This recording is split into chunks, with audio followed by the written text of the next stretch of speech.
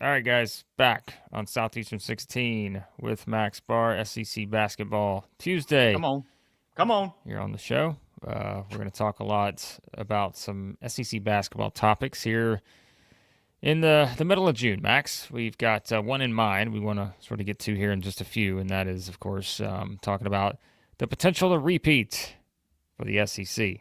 Will it be the Gators? Will it be someone else? Arkansas, Kentucky? Someone else get into the mix? Auburn, Tennessee, Alabama? Who could it be? We're going to talk about the biggest threats to the possibility that the SEC could dominate once again next season. And so we'll get into that here in just a few. Got some other things. We'll talk about some of the international prospects coming in, which pretty much quite a few teams represented with international prospects. Go into some things on these year one coaches, Bucky Ball at A&M, Sean Miller at Texas, and of course, we'll look at some roster-related stuff too with DJ Wagner at Arkansas. Something in mind with him as well. But what's up, everybody? The normal crew making their way in. Brian's here, Shane's here. Bull Gators jumped into the mix here as a Skylar's here reigning. too. Skylar's here. Big Gator EJ's here. The reigning defending national champions are represented by Big Gator EJ and Bull Gator right now. So, yeah, there you go, Max. There's your setup for today. Great day to have a day. Great day to talk some hoops. Let's jump into some incoming international prospects. It's gonna have to be something we get used to now, folks. This is gonna be a normal thing now. I think. Trying to learn these guys from across the pond. Who's coming into the league? Who's gonna have a big impact? Who's kind of just gonna be a filler roster spot? Try to get into it for you.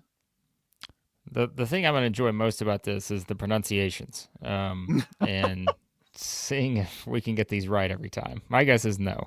But there are, as you said, quite a few. We've talked about some of them that have, sort of maybe stood out a bit more. But as I look at your list you've made here, Max, we've got 9 guys on here.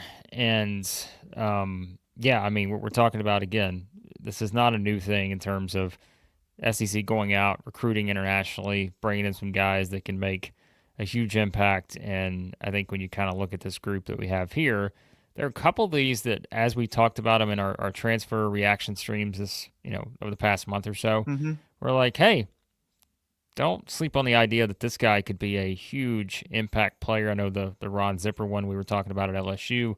Obviously Kentucky and Auburn, I think 2 significant ones potentially there in terms of what those guys are going to bring to the table. And there's some other ones as well. But, yeah, I mean, you've got certainly a nice list here, and to see how these guys sort of come in and how they're used in some of these rotations will be pretty interesting. So, yeah, I think there's a few big-time international prospects that are going to have a chance will probably start. I think there's 1 or 2 that are probably going to be for sure starters. And there's a few others that have some good numbers, like Dominguez, who just very underrated, under the radar, didn't really get talked about much. Ruben Dominguez signs with A&M. He's going to be their backup wing now behind Rylan Griffin. He made like 73s in his international league last year at like 40%. There's a guy that can really shoot it. So there's a few guys like Zipper can shoot it. There's a few guys that maybe they're not going to be like 15 points per game, leading the team in scoring. But there's a few international guys here. Dominguez for A&M, Zipper for LSU, Masamba for Tennessee, who have they made 65 threes in their international season, shot north of 35%. They're going to have a role here. There's a few of those guys, but I think there's 3 that are ahead of the pack. I think there's 3 international guys you need to know as an SEC basketball fan or just hoops fan in general. I think there's 3 internationals you really got to know coming into the league this year. I think that's Filip Jovic coming into Auburn, the power forward, very athletic, 6'9". Yelovich, Andrea Yelovich for Kentucky. You guys know we've talked about him a bunch, 6'11", power forward, really good rebounding numbers internationally. And then I think who might be the best. I don't know who's going to be the best right now. I don't have a definitive hard take on this is the best international prospect coming in. Maybe you do. Maybe guys in the chat, who do you think the best international coming in is? I think it might be Kamardine for Ole Miss. Elias Kamardine. 6'5" combo guard. Literally just a match made in heaven for Chris Beard and Mark Adams. Reminds me of Jarrett Culver. He seemed like the missing piece for Ole Miss. We were talking about them as one of the teams that we were trying to figure out exactly what they were going to look like over the past month or so, I guess. And I think now, when you look at maybe the role he's going to play on that team, now that I feel like with Ole Miss we've got a pretty full roster, right? So I think like to me that's a pretty significant one because you mentioned like the comparisons to Jerry Culver, and obviously Texas Tech had some success when he was there. And so, I think that's a good call on that one. You mentioned, I think the Auburn certainly. You talk about a team that just got some huge momentum boost over the past 2 weeks by adding Jovic to the mix, getting Pettiford back. Like that's all of a sudden a team that we knew was still going to be good. But I think now you're putting him back in that picture where you're looking at the roster overall and saying, all right, like there you go. Like this could be the one where, it's brought up in the chat. You're always going to surprise the people with a dunking machine. So, I mean, he's adding him to the mix with, like we said, I think a more defensive-minded Keshawn Murphy. Hall kind of feels like a guy that can do a little bit of everything, as we mentioned. Kevin Overton. I mean, the experience of that guy, and then, of course, Pettiford coming back as potential SEC Player of the Year. Like, that's your starting nucleus for Auburn, and that's pretty good, right? I think Cameron, and if I'm saying this wrong, guys, we're gonna make jokes about this all season long. I'm saying it's Cameron in my mind. It wouldn't be a show without us getting a name pronunciation wrong. I mean, come on. So I think Cameron and I think Jovic for Auburn and Ole Miss, they have good chances of starting. I've looked pretty much everywhere I can to see, projected lineups, what the coaches are saying and stuff. And I think these two, Jovic and Cameron, have really good chances of starting. The other guy I mentioned, who I don't know if he'll get that starting spot, a little bit of a deeper situation here with the Cats, as you can see there at power forward number 2, whatever, positionless basketball here, but whatever you want to call it there, kind of on that second line of forwards there, playing with Mo D on that 4 line. Yelovich has great numbers, and I've been watching some highlights, and I know it's tough to pull a conclusion from highlights because you're just watching the player's best stuff. So obviously every guy's gonna look good in highlights. It's their highlights, but I keep getting impressed with this guy. I watch him more and more. I don't know if he's going to be that knockdown stretch 4 guy that some Cats fans are hoping he's going to be, but rebounding wise, I mean, he's super athletic at 6'11", Blake.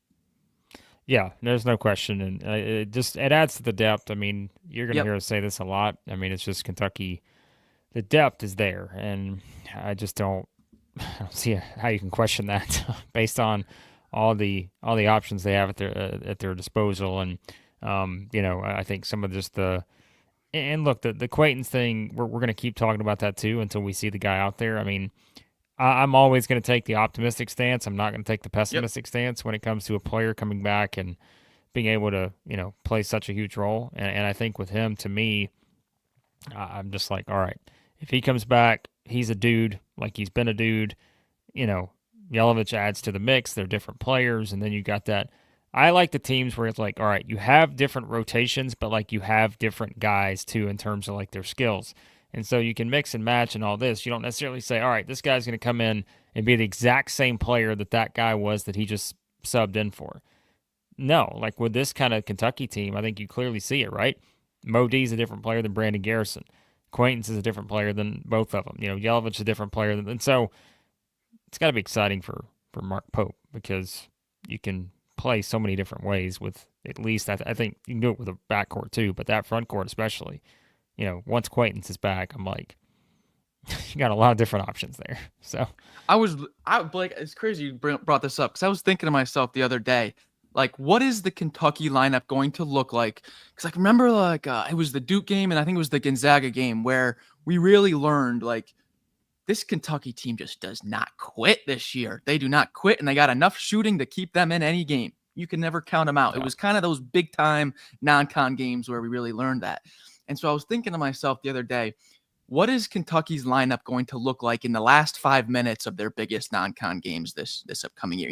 Who's going to be that core 5 where it's a tie game, or maybe the Cats were down by 6 for like the whole game and now they just took a 2-point lead with a few minutes left? Who's going to be that final roster lineup? Who's it looking like that last few minutes? And honestly, I keep finding myself wanting to put Cam Williams somewhere. I want to find a spot for Cam Williams to get more minutes. I don't know if the Cats are really going to like him as a stretch 4 with the physicality of the league. Williams, I think, is still south of 200 pounds. I don't think he's 200 pounds yet. A little bit of a thinner, stretch 4 wing kind of guy. But just with his shooting, I keep finding myself wanting to put Cam Williams in a bigger role. What about Denzel Aberdeen? Because the chats has some thoughts on Denzel Aberdeen. Bull Gator says, I'm not sure Aberdeen starts. Dustin says that Aberdeen over Jasper is crazy. Wild. Nuts. Whoa! Thoughts? Listen, they're paying Aberdeen some money. That's what this, I'm just going to be clear. Like, when you're paying a guy some money, which everybody gets paid, but to me, that's the one thing that would make it interesting. I don't know that they brought him in to be a bench player. I think he's getting paid okay. But I don't know that, I can't tell you that for certain. But hey, that's a great problem to have, right? It's a great problem to have. But I'm right there with you. I think they'd be paying a lot of money for a bench guy. But hey, you never know. but there's Mother Carol. Oh, she's Mother here. Carol's here. She's here. Mother Carol has jumped into the chat. So yeah, I think the legend is here. We got a lot of number 1 seeds in the chat today from our chat tournament we had during March. So a lot of number 1 seeds. We appreciate you guys hopping in as always. I think again, Kentucky is the most fascinating rotation questions. But yeah, from an international prospect perspective, like you said, Max, I think those are your guys that are going to have the most attention on them right off the bat. There are some other guys too, of course, but I think those are the guys that get most of the attention early. So, yep. Just remember those big 3. I think Kamardine, Yelovich, and Jovic, and then there might be another guy that a nice shooter or something off the bench for another squad. Well, just keep in mind here, Wesley, you're talking about Jaden Quaintance. Yeah, he's not going to start day 1 because I don't think he's going to be ready yet, right? So that, I think, is the way we're approaching it. Correct, Max, on your depth charts? Yeah, just a health thing. I got the star on him. Obviously, if he's 100% healthy, he's one of the best centers in the nation, obviously. Yeah. But I don't even think he's going to be 12 months removed from that surgery yet. So I don't think he'll be ready, 100% by non-conference. Yeah. All right. We'll see how that plays out. Again, yep. I'm going to be optimistic with him. All right. So you guys have some super chats, and I'm going to tell you some of it's going to pertain to the conversation we're going to have in a few minutes. So we're going to hold some of those off. But for now, we're going to get to this one. This one does not pertain necessarily to it, but keep Aiden in Tuscaloosa, $2 super chat. Aiden has stopped SEC Final Four runs in back-to-back years. So, all right. There you go. Comment there. Good morning to Big Baller Brett. And, Wesley says that JQ says he'll be ready for game 1. Well, if he is, then we'll put him in the starting lineup. For now, we wait. I think if you ask JQ, he'd say he'll have 40 on game 1. Listen, he's out there dunking on people right now, potentially. He's dunking on Max Barr at the moment. All right. Nonetheless, we certainly see good things for the Cats, and we're going to talk about them in just a minute, too. Another conversation. Speaking of roster questions, Max, one I know you had wanted to bring up, Arkansas, which what a great segue. I'm sure everybody will have great thoughts going from Kentucky to Arkansas here. But we look at Arkansas's rotation. Everybody just had questions about who's going to start for Kentucky. Well, Arkansas is an interesting one because, as we said, they got a pretty loaded backcourt with the young guys coming in with Darius Acuff, Malik Thomas. And then DJ Wagner's back, we know, too, in terms of kind of, potential wing-type spots. You've got Carter Knox and Billy Richmond both back in the fold. We'll talk more about the front court moving forward as we have already. But backcourt, Max, I know DJ Wagner's someone Arkansas fans debating kind of his role on this team as an older guy, one of the older guys on this team, especially from a backcourt perspective. What kind of role we see him playing in next season? That I've been going back. I've been wrestling with this, Blake. I have been wrestling with this.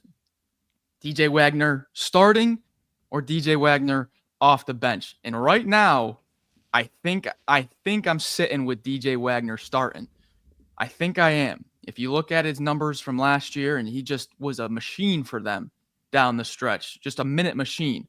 Now tell me visually, Blake, I want you to look at this. All right, visualize DJ Wagner here in the starting lineup, and then I'm going to switch it to Malik Thomas. What one makes you feel better? What one sits right with you? You got, what does Thomas look better, or does Wagner look better? This is a feel thing here. Well, I mean, look, if you're going for experience, I mean, you're going to pick Wagner. But, yeah, I mean, it's tough because I do feel like it's one where he decided to come back, right? And so I feel like he's going to certainly get the opportunity from day one to be the guy that's in there. But I don't know. I mean, I think it's probably, yeah. So I think DJ has to start, is what Aiden Holloway Lover says here. But I don't know. I think DJ Wagner probably is the guy that gets going from the start there at that spot. Because I was just thinking, back to that point I just made about Kentucky in the last 5 minutes, who's on the floor for the crunch time possessions. As much as I love this incoming 5-star backcourt with Acuff and Thomas, last 5 minutes, I want DJ Wagner with the ball in his hands. I don't know if he'll start. Maybe he won't get that starting lineup thing, but 35 minutes a game. I mean, he had some games down the stretch last year, Blake, where he came off the court for like a sip of water for 5 seconds, and then he's back on during that run to the March Madness run. So originally, this whole offseason, I've been thinking, Wagner off the bench, and now I am more and more being drawn towards DJ running the show here. I think Cal's going to lean on what he knows, and I think that having an experienced guy like that is probably, I don't know, to me it's like he's going to have the first opportunity, I would think, to just sort of be in that spot, wouldn't you think? I mean, I'm thinking of it from, it's a good problem to have, because like I said, if you go the other direction, I mean, you're talking about what, a top 15 player, top 10 player. So, yeah, I don't know. I could see this any direction. I don't think it's necessarily we have to choose one or the other. I think you can kind of play around with it and see which. I mean, it's chemistry too. We always say that. I mean, we used to say that with Cal's teams back in the day before the transfer portal era existed. It's really just you got new guys. How does the chemistry factor into it? I think you'd rather have, knowing you're playing in a league like this, I think you'd much rather have, and I'm looking at it from like Cal's history, I think you'd much rather have a guy that you know what you're getting right off the bat, and he can kind of drive the ship there a little bit. And again, that's not a knock on Malik Thomas or Acuff. I think DJ Wagner is. He's been with Cal beyond Arkansas. Like he's been there for how many years now? So I'm like, he's played for Cal his whole college career, and so I think that probably gets him the nod early. 2 things real quick. This is a good one. So you know how KenPom does the percentage of minutes played? They don't do like your minutes per game. It's like percentage of minutes played. So like 85% or something like that. DJ Wagner's in SEC play minute percentage was second highest in the entire conference. He played the second highest percentage of the team minutes in the entire SEC. He was an Iron Man for them last year. And I didn't really have that notion. So the other thing was we've gotten some comments of, Arkansas looks a little thin. They're not as deep. I agree, but I also think that's a good thing. Look at when Arkansas was at their best last year. Just look at this last game of the season, the OT game against Tech, the heartbreaker. You had John L. Davis with 39 minutes, Wagner 38, Carter Knox 36, Brazil 36, Adu 34, and then Billy Richmond 15 minutes off the bench. Big Z 12. It just falls off a cliff. Thero wasn't even a factor. Fland wasn't a factor. So I feel like Arkansas last year was at their best when it was that tightened rotation and you could kind of play Carter Knox in behind. I know we have Artel as the backup 4 on the graphic here, but in game, it would probably be Brazil playing the majority of the 4. And then if Brazil's not out there, you slide Knox over, put Billy Richmond in, and it's kind of that tight rotation. Here's a stat for you, and this is going to completely, I did not see the stat before. Oh boy. So this will answer the question, and we can just, we can move on because this is going to completely answer the question. In the 5 tournament games that Arkansas played last season, DJ Wagner played all but, my math is always iffy. You're good with math. Everyone knows you're good with math. All but 19 minutes. In how many games? 5 games. He played all but 19 minutes. 35 against South Carolina, 39 against Ole Miss, 40 against Kansas, 34 against St. John's, and 38 in an overtime game against Texas Tech. So, okay, that dude's not coming off the floor. Yeah, all right. That dude is starting at every position. He's never coming off the floor. All right. That's my guess. But this is why we talk through these things, Blake. I didn't even realize that. I mean, look, you played a lot of minutes last year. But again, let's realize the reason we're asking the question. It's because of how good the 2 freshmen are. Yes. I mean, that's, if we're asking that question, that tells you something, because these dudes are just complete studs. So yeah, it's a fair question to ask. But all right, next, let's talk about year 1 coaches, Max, and then we're going to tell you about our friends at Game Time Sidekicks, and we're going to get into the big stuff, which is the biggest threats to the SEC basketball dominance. Dun dun dun. It's like we're setting up a mystery. Yes. Here. Yes. All right, so we've talked a lot about Sean Miller. You guys know I'm high on Texas's roster. I'm much higher on Texas A&M's roster than I thought I would be. I'm pretty excited about where they're at right now when you look at the roster that Bucky McMillan has built in such a short amount of time.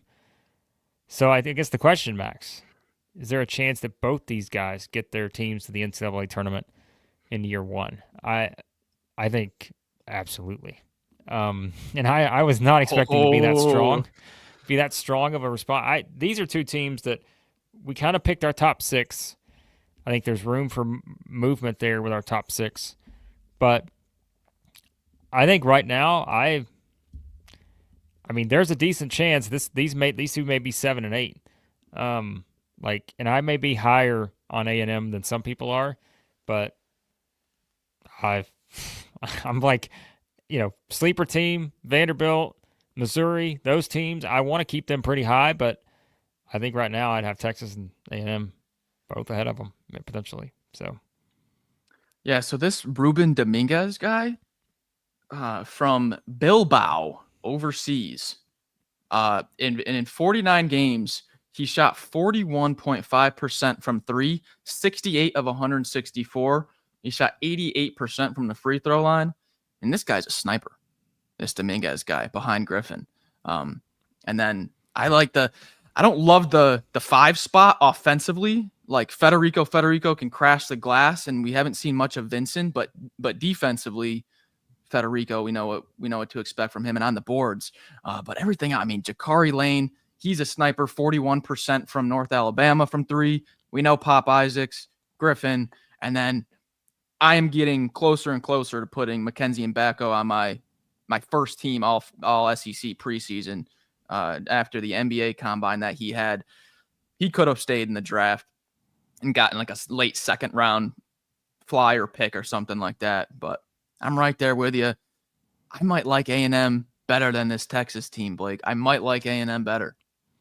I think A&M has more depth, which is, again, surprising to me. I would have never thought that when they were building in a completely new roster, a month or so ago. But I think one of the things is sort of dependent on, and I think I saw Rothstein tweet this out maybe not long ago, about how Traore was good to go, I think. Like he's is back. he? I now don't You might want to research that for me, but I could have swore I saw that We'll have somewhere. to double check. Take that star off.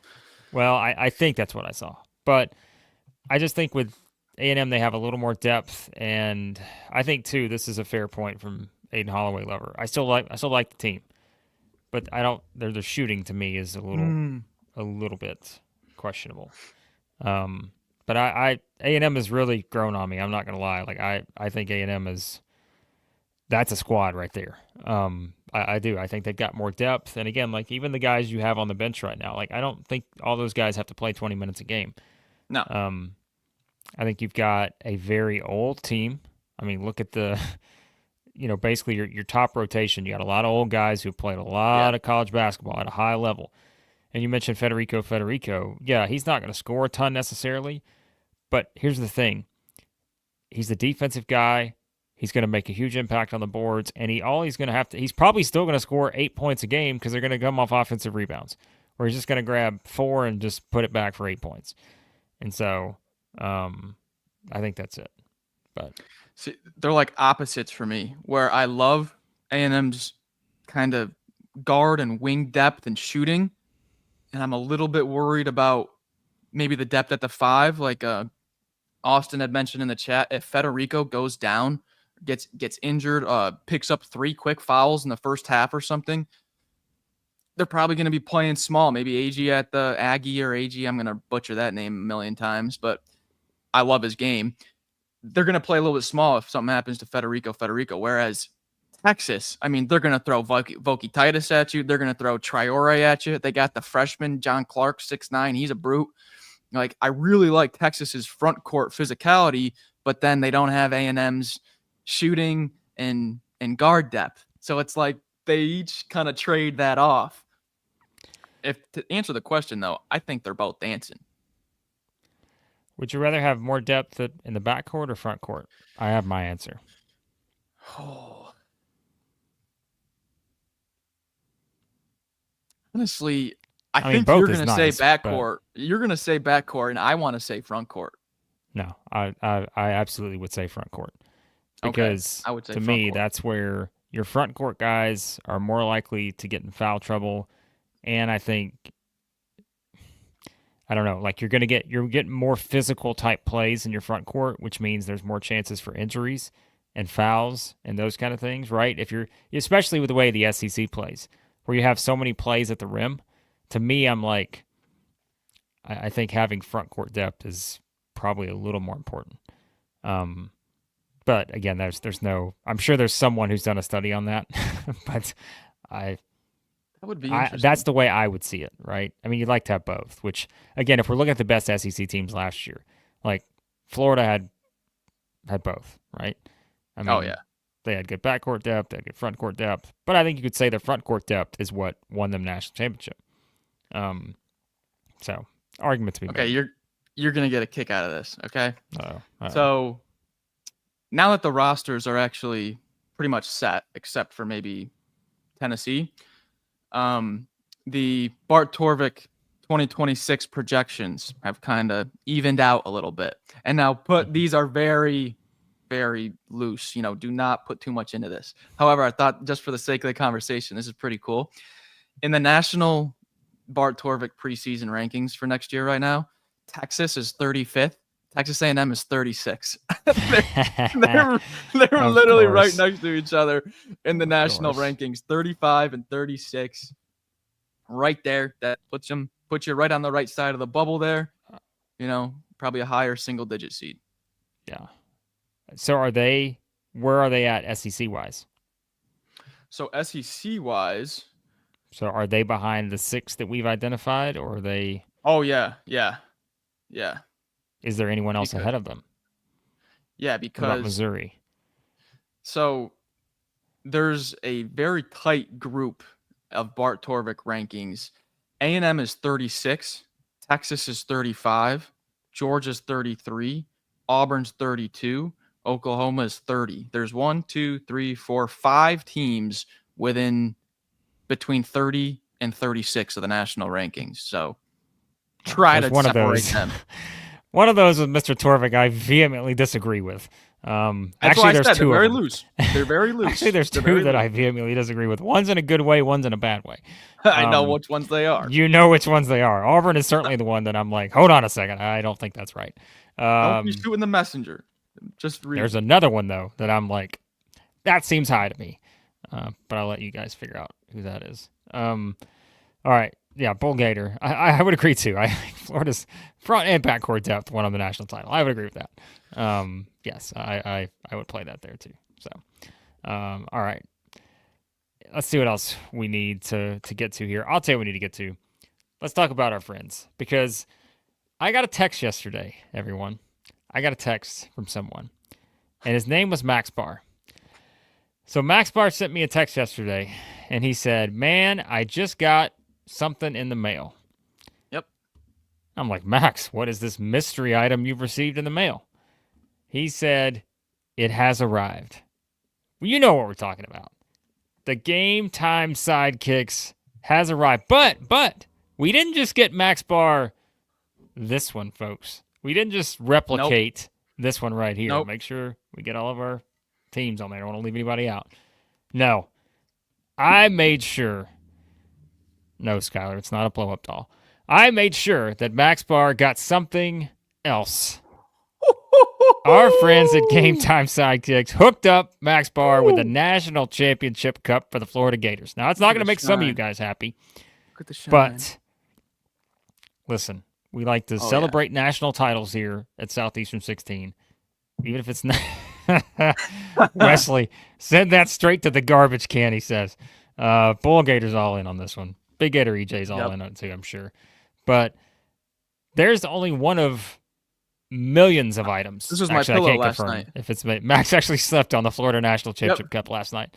And so, yeah, it's a beautiful thing. And guess what? If your team wins the national championship this upcoming year, then you may also be sleeping next to Max Barr.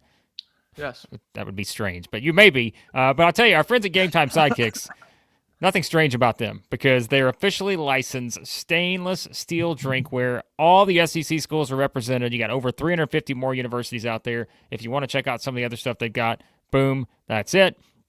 Top of the market quality. They've got the construction. They got the ice retention. They got all this good stuff. Again, you can use it as a pillow if you want to be just like Max. Double wall, vacuum insulated, all the logo printing and product decoration done where, Max? In Knoxville, Tennessee. Ooh. So if you're a Tennessee fan, how could you not support these guys? If you're not a Tennessee fan, how could you not support these guys? Because they support us. Tons of designs and logos offered for each school. They even offer the College Vault line. Not a lot of brands have the College Vault line, folks. Nope. They do. Nope. That's why they're the best. Everything from stainless steel sippy cups, tumblers, and 40-ounce bottles and the shaker cups. That's all there. Remember, if you want that discount, SE16 is what you're going to use. SE16 at Game Time Sidekicks. I'm going to put this in the chat so you guys can see it right there. Go to it right now. Use the promo code SE16 for 10% off. That's what you're going to use on that. So, yeah, we appreciate you guys and appreciate our friends at Game Time Sidekicks. They're our new sponsor here at the channel. They're going to be with us, hopefully, for the long, foreseeable future. And if you guys support them, that supports us. So, there you go. Big Gator EJ has it figured out. He's got it figured out. Win a title, get a cup. That's all you got to do.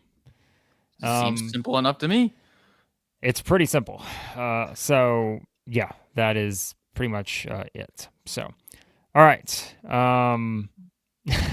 Hold on. Sven, what is Sven asking here? I want ordered to Germany. Oh, my goodness. Now, that's a problem. Sven. We'll see what we can do for you on that. But, all right, Max, can you do me a favor? Can you go to the stream and pin that comment so that way everyone can see that?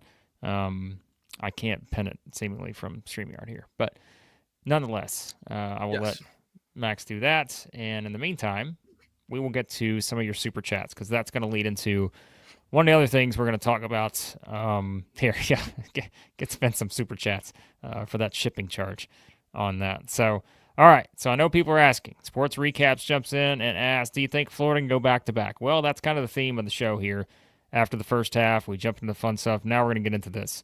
And that is the title that you saw. The biggest threats to the SEC in 25-26. The dominance of the conference. 14 teams in the tournament this past year. Who are the biggest threats to them? Well, we're going to give you our thoughts on who we think are those teams. Before we do, though, this will play into it a little bit. $4.99 earlier from Big Gator EJ. We'll love a comment on how you feel the NCAA rulings on paying players will change SEC basketball. Obviously, a significant development. I know Mother Carol asked that too. $5 super chat. An opinion, impact of the NCAA rule changes. What's it mean? What's going to happen here? And John also added a $15 super chat. We appreciate all you guys leaving the super chats. If the $20.5 million cap is true, watch out for the Big East. That money has to be spread over every sport. Big East doesn't have football, so they can pour it into basketball. All right, so these all kind of tie together. Obviously, I think last time, was it last week at this time, we were talking about the Zakai Ziegler thing. We were kind of having some fun with it. Like, if Ziegler's back, look out. Lots of things happened since then when it comes to, like, some of the rulings there. Then you had the big ruling on this paying players stuff directly from the school. And I mean, to me, yes, like I think Sven's right about this when it comes to it's the cap is probably going to be the thing that's talked about the most in terms of, like, to me, that is still like the biggest significant thing. I feel like anytime we try to make predictions on how this stuff's going to go, what are you laughing at? Sven's got everyone speaking German in the chat now. Listen, we're an international brand here at Southeastern 16. Sven makes us an international brand. But yes, I think we're obviously it's going to be wait and see, but I do think there's clearly going to be some significant impacts. The cap is something we talked about for a while, and that's when we had that discussion a while back when we were like the pessimists for the SEC in 25-26. We're like, some of these conferences and teams are about to catch up. We were talking about the Big East. Look at the money that's being spent in the ACC. The ACC doesn't want to be the laughing stock anymore, and they're not going to be, as we're going to talk about in a second. So I'm like, still got the German conversations going on right now. I need some translation going on in the comments. I took German in high school. That was my language. Okay, well then you're going to have to start speaking it here in just a second. But I think clearly, the cap stuff is going to make an impact. Now with the schools directly paying, yes, there are going to be some, like you said, where prioritizing certain sports is going to be very easy to do because that's your biggest money maker. If you're paying money out, it's how does that money come back in? And so I don't know. We'll talk more about it as we move forward, but like it's certainly significant. And I don't know if you have any stronger thoughts than that, Max. I mean, it's just, to me, you're still going to see a lot of the same, but you are going to see some more avenues open up in terms of players being paid. Like, wait a second. Nice. Yeah, we're going insane here. So that's how it's going to work. So. Yeah, I think the comment about helping the Big East was spot on, and I think that's a good thing. I think college basketball is better when the Big East has a team or two up there. Think of how fun it was. Well, for me growing up, I had a lot of fun with the whole Kemba Walker, Yukon teams, the Pitt teams. That was just kind of what I grew up on, the Big East being good. And so it kind of coming back around with Yukon and St. John's, I just like it better for college basketball as a whole. But this could be a perfect segue into some threats to the SEC. Decatur EJ, you're right, boys. Players will get played. Yeah, maybe I had it right the first time. That which is a good point. I think that could also happen. So, and Bull Gator brings up here, money from the school is only part of it. If Gatorade wants to pay the player, isn't that still another source that remains available? Yes, I think that's still something. So there's a lot of stuff and here's what's gonna happen. Remember how this thing started? There's gonna be someone out there that all of a sudden there's gonna be that little loophole somewhere, and they're gonna become the face of like this new era of paying players directly. And then you're going to have changes made from that. Like, this happens every time that something new is introduced. So who's it going to be? And look, Skyler brings up what's going to happen with the non-revenue sports teams. Because, again, if you're going to pick and choose how this is distributed, there are obvious questions there too. So, yeah, we'll talk more about it, but it's just the new college sports.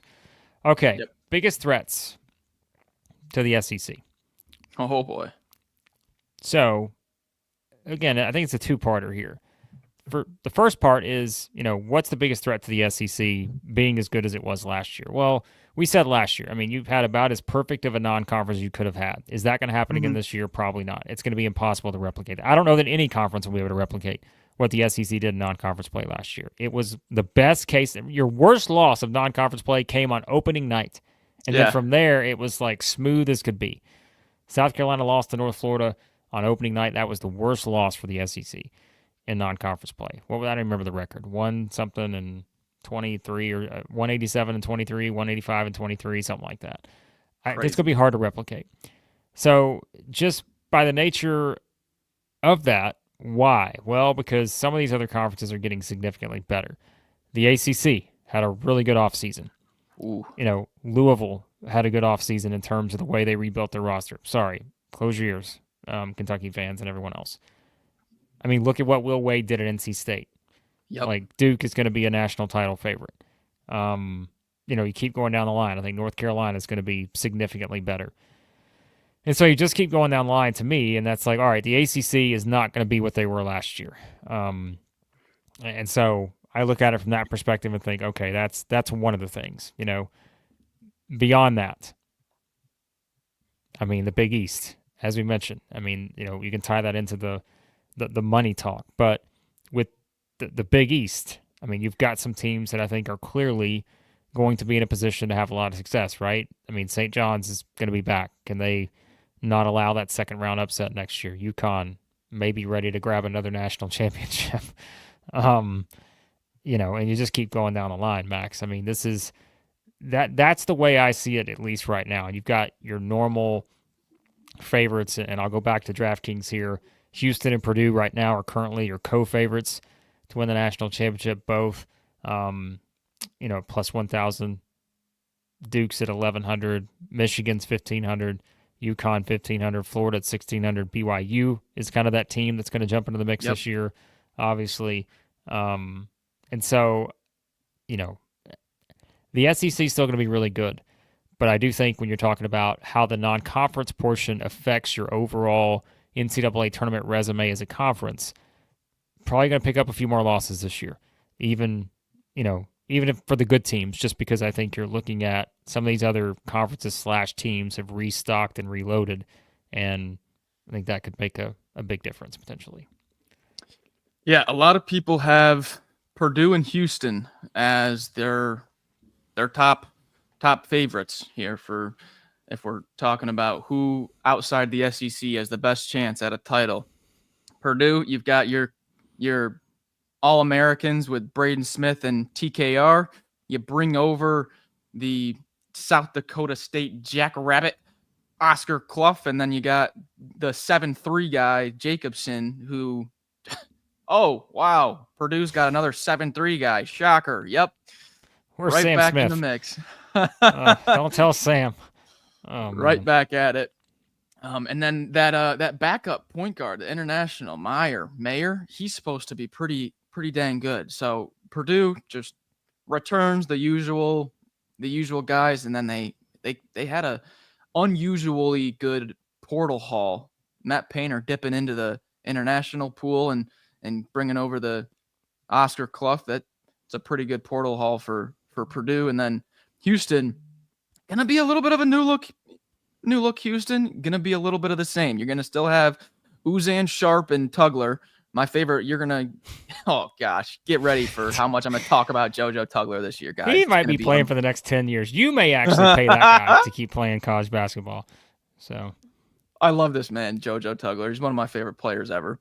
But Chris Senac, top freshman, he's supposed to be a stud, as well as Harwell. A little bit of a younger Houston team this year, Blake. If there's a knockback on Houston, what I've seen is they're a little bit younger than usual. Yeah, but those big three can carry you a long way. Right. As we saw, I mean, I think these guys can still carry you pretty far. And, if you're a freshman playing for Kelvin Sampson, you got to be pretty good and you got to have it. Yep. And I think he would not have these guys in this position if he didn't think they could do that. So it will be a little different. Again, you're not talking about a team that's starting, old every position. But I think having those three leading the way, especially just the backcourt duo, I feel okay about Houston being, again, maybe the favorite heading into next season, although it looks a little bit different. Purdue's the one where I just keep going back to, and I'm like, how many years have these guys played basketball? I mean, like Braden Smith, Fletcher Loyer, I'm just like TKR. I feel like these guys have been there forever. But that's going to be a benefit too. And I'm looking at them and thinking, okay, that looks like your kind of Purdue team that should be 1 seed type again. That's probably the expectation with them next season. And so, because I mean, who's going to be able to match that trio in terms of like just the experience they've had in big games? And it's going to be hard to do. So I look at that and feel like, yeah, they're going to be one of the best teams out there. Yeah, just TKR and Smith, just that duo returning, just that is fantastic. Is a lot more than most teams have. And then you add in all the other pieces. See why are they the number one? Are they the favorite right now? Are they the betting favorite? Those two are the betting. Houston and Purdue are the co-betting favorites. They both have the same odds. So, yeah, and Duke is a little bit behind them. But I think Duke's an interesting conversation because obviously, once again, it's a new look Duke team because, they're trading one stud for other studs. And so, but I mean, look, it's a Duke team that they're going to feel different because there's no Cooper Flag on this roster, but like, come on, folks, let's not ignore the idea that they're still going to be tremendous. And I think Duke being in this position, I mean, and like we said, I think if you're looking at the ACC specifically, I'm going to pull up these records because I can remember the SEC just dominated the ACC in the challenge last year. Yeah. I don't think that's going to happen again because I think you're kind of see the floor for some of these ACC teams is going to be a little bit higher than it was last year, where it was just like we said. I mean, man, some of these teams were just so bad. And, so like, take, for example, let's take the ultimate extreme example, Miami. Miami was 7-24 last year, 3-17 in the ACC. Your team at the very bottom, I think, has a very decent chance to be in a position where if you look at what Jai Lucas has done with the roster, like Trey Donaldson's there now. I mean, they've done a pretty good job of putting together a nice roster at Miami. And so, like, if I look at it from that perspective, I'm thinking, okay, the worst team in the ACC last year about to raise their stock significantly. Like, listen, betting odds, if you want to put them, like, in relation to some people, Miami doesn't have that far off, like, odds in terms of a national title than a Missouri, Texas A&M, Mississippi State, teams like that. So, they're kind of in that pack right there. And so you look at the other teams that were at the bottom of the ACC. NC State, 12-19, 5-15. NC State is one of the favorites to win the ACC this year now. They should be, in my opinion, when you look at the roster that NC State's Will Wade's put together. Virginia, obviously a change there, right, in terms of like what the expectations will be. They go 15-17, but now you swap coaches, a guy who's won everywhere he's been. They're back up to maybe not being vintage Tony Bennett, Virginia, but they're going to be really good. And so even if some of the teams at the top take a little bit of a step back, right? And I'm just picking teams here randomly. I'm not just picking teams. Let's say Stanford, he went 21-14, 11-9. Although I'm not sure that's going to happen either. I mean, Kyle Smith's a pretty good coach. So you just look at some of these situations, and I'm thinking the bottom of the ACC is going to be significantly better to the point to where a couple of those teams could even be title contenders in the ACC. Yes. And then the top, Duke's not going anywhere. Louisville, I mean, they went 18-2 in the conference last year. That's probably not going to happen again, but they could be a better team. You see what I mean? Like, you could be better and still lose a few more conference games because the conference will be better. As we said, I mean, some of these other teams are going to take a step forward. So if for the SEC, you're going to lose some of those games in non-conference play probably. You're probably not going to go 14-2 again. Yeah, this is going to be This is not going to be received well, Blake. This is not going to be received well. This Louisville team is going to be dang good. I'm talking good. Like sneaky Final Four contender good. No one is going to be able to match this shooting except for a few teams. And we've talked, if you've been following along, you know who I like as the top shooters in the SEC. But Conwell is a sniper. McNeely, sniper. And Woolley, sniper. Pryor is a stretch. He can shoot it. Ruths can shoot it. Hadley's one of the best glue guys in the country. And then this Sananda Fru guy from Deutschland, he's incredible. You watch this guy, he can guard a point guard on the 3-point line and stay in front of him and move his feet. Like he's a really, really athletic big, this Fru guy. Can switch anywhere, super quick and versatile. And then Khalifa from BYU a few years ago. This is a really, really solid team. Might not be received well, but I'm telling you right now, they're going to be dang good. Listen, you guys want us to talk college basketball? We're talking college basketball. We hate to tell you that some of these teams may be pretty good. We hate to do it, but we have to tell you. And Skyler brought up a good point. Yeah, remember, too, that Louisville's not going to be 18-2 because they're not playing as many conference games, which was, I think, a great idea from the ACC's perspective, to scale that back a bit, because that gives you more opportunities out of conference to schedule better. And if you are in a situation where you feel like the conference is a bit of a transition, playing more conference games does not help your overall body of work. So I like they're scaling that back a little bit. That should help. But yes, I mean, look, and we're not just saying this to hype up Louisville. They have the 10th best odds right now to win the national championship. So they're technically a top 10 team, right? They're right there. They really with have Arkansas. the 10th best? Yeah. Wow. They're right. What do you know? They're right behind Kentucky. So Kentucky has the 9th best odds. Louisville has the 10th, which here's the trio you want. St. John's has the 8th best odds. Kentucky has the 9th. Louisville has the 10th. So it's the ultimate Rick Pitino trifecta. Classic stuff there. So Blake, you had mentioned a team right when we started the topic that has not been brought up again. And I think it's a very interesting conversation because we were just talking about the caps and the money and everything. Welcome to now your yearly preseason national title contender talk for the BYU Cougars. I mean, get a load of this squad. Holy smokes. Rob Wright, Richie Saunders, Kennard Davis, AJ. Are you kidding me? Keita can rebound over anybody. Great depth with Pickens behind Rob Wright. Man, this is a nasty team. Are they going to leave a spot anywhere? Or are they just going to fill every single spot out there at BYU? Is there? I mean, there's not a single spot on that team available. They got 15 guys there on this depth chart, Max Barr's depth chart. My goodness. Look at that height, yeah, I mean, that's a pretty good team. I know Big Baller Brett will weigh in with his thoughts on the BYU Cougars, but yeah, they're going to be pretty good. Now, keep in mind, please do not compare last year's BYU team to this year's BYU team, because there is a big, significant difference, and he's the 4th player to the right on the top line there. Like, let's not act like this guy's not good, folks. He is really good. And, I mean, he's going to be a stud. Big Baller Brett weighing in, just as I thought. One word's all he needed. Overrated, Big Baller Brett says. So, where are these guys in the odds? Are they top 10?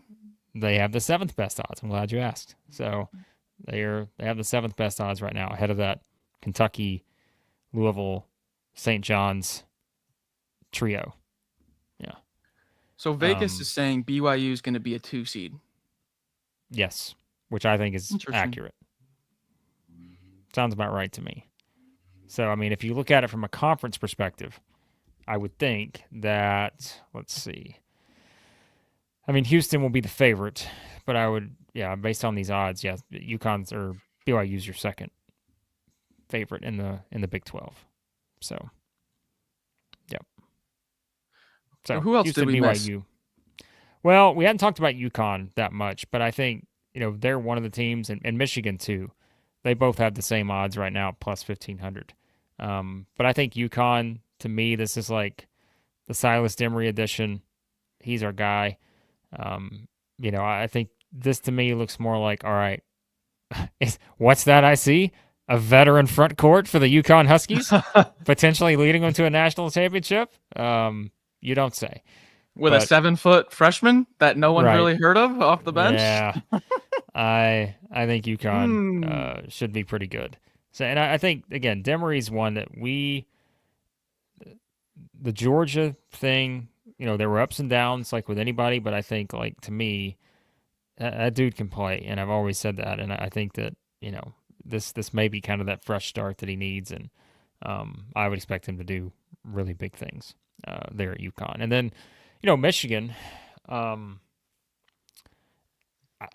want to talk about front court depth? I was like, you want to talk about a team that's absolutely loaded in the front court. I mean, yeah, Whew. that's a team right there that's going to win some games. So I think like Michigan, understandably so. I mean the Lindenborg one goes without saying. We were trying to get him to the SEC, that didn't happen. But yeah, I think clearly that they should be one of the favorites too, and it makes sense. And then if you do go down and look at some of these other teams that are kind of in the conversation, this is where I think we talk about it from a conference perspective.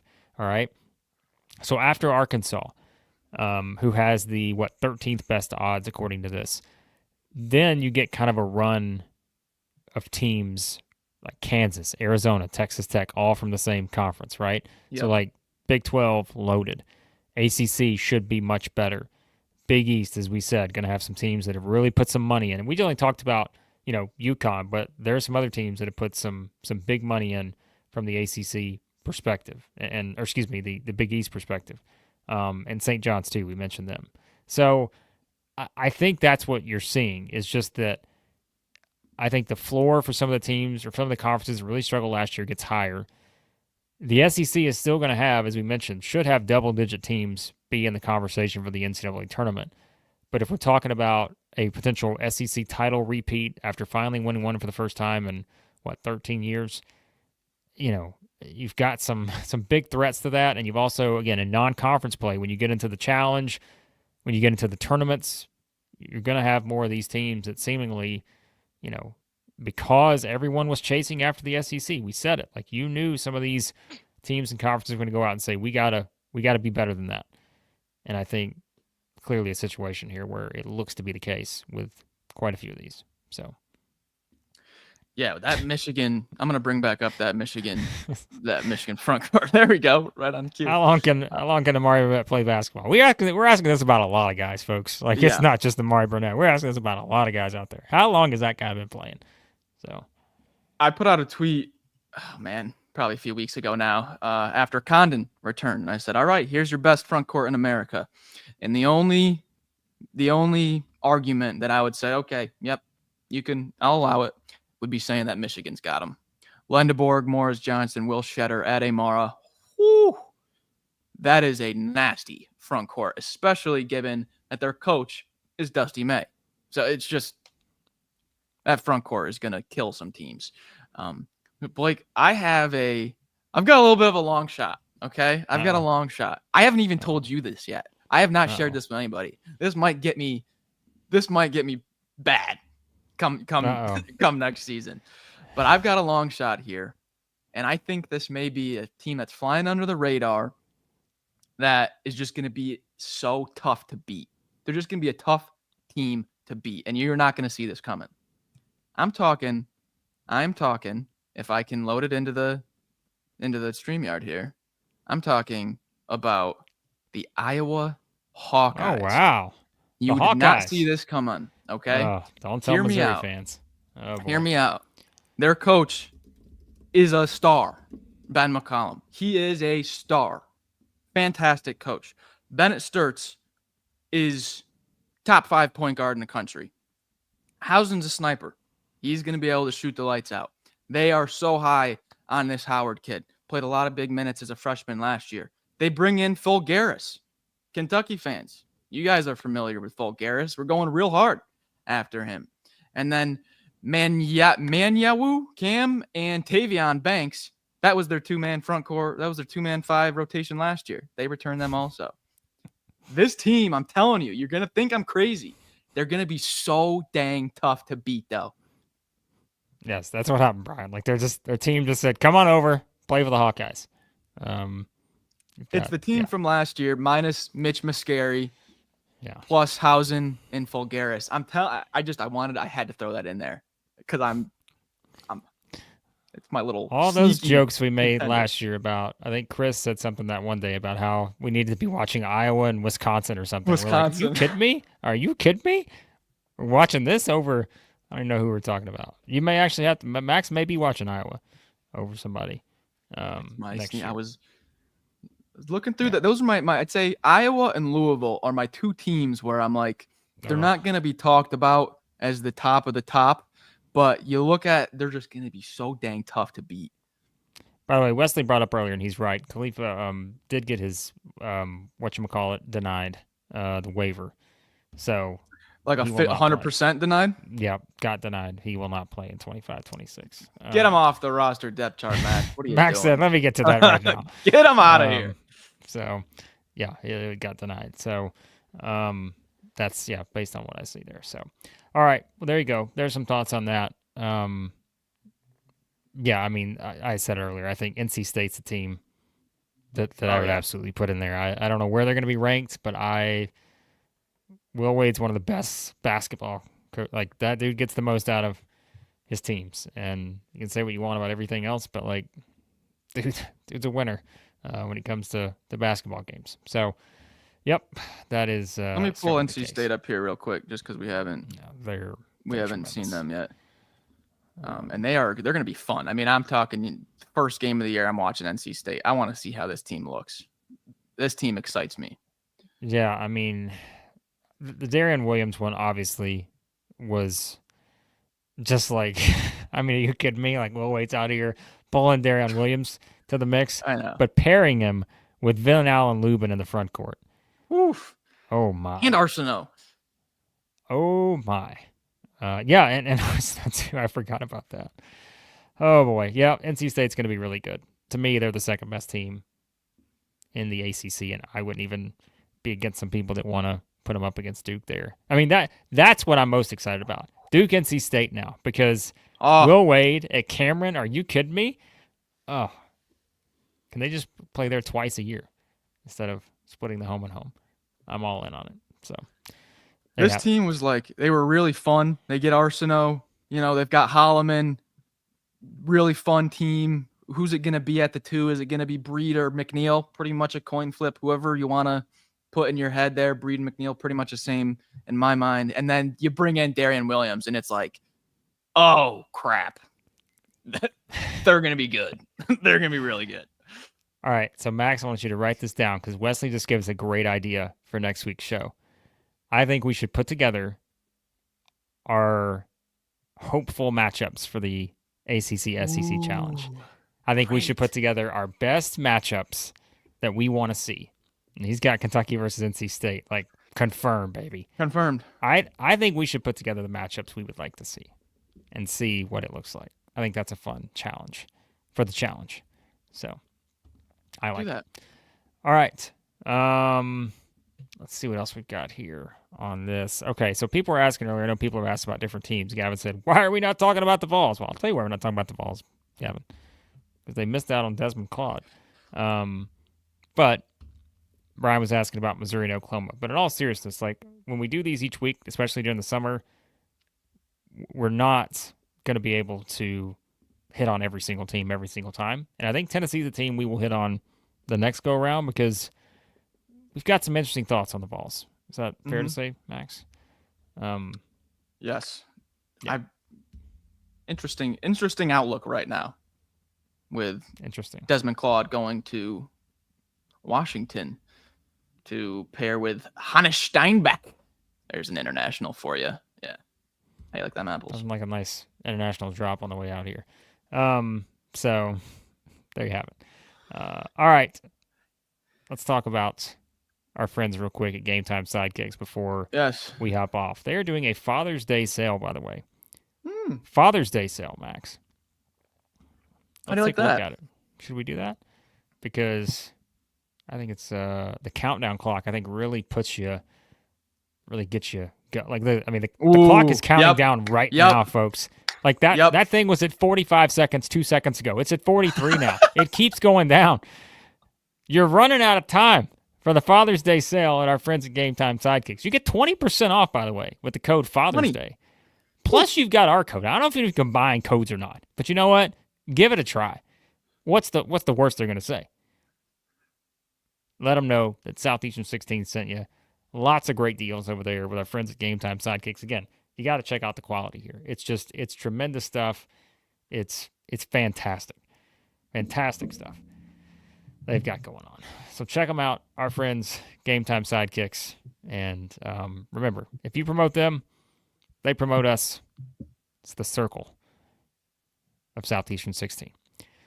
All right.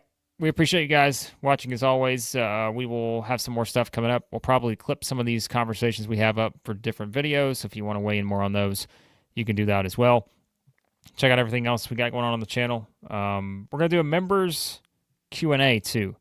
So let's make that very clear before we hop off. We are going to start doing a weekly members Q&A for you guys. So if you're a member, you can jump in. It will be kind of a thing where we kind of experiment with it. We may do some live. We may do some recorded, depending on how many sort of questions that we get in. But we would like you guys to hop in when we do it. I think, Max, our initial plan was to do one. What did we say? You have to remind me. Sorry, I'm kind of all over the place here.